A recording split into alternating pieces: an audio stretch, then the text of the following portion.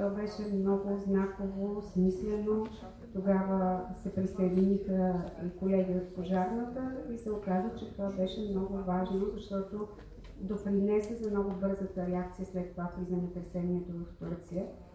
И добрата координация, която се беше получила, даде резултат. Така че ученията винаги си струват.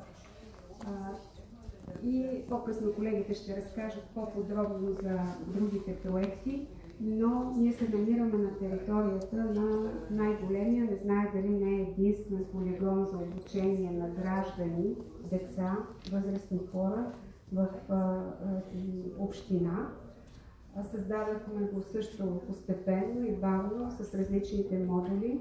Вече има на практика, мисля, че завършихме с всички възможни бедствия, аварии, катастрофи, които са по класификаторите.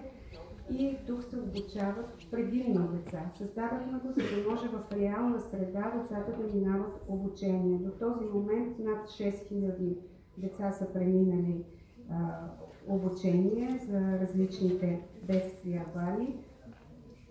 И обучението се прави от добри специалисти в реална среда, но не само деца. Има интерес от различни компании, има интереси от посолства, които минават на това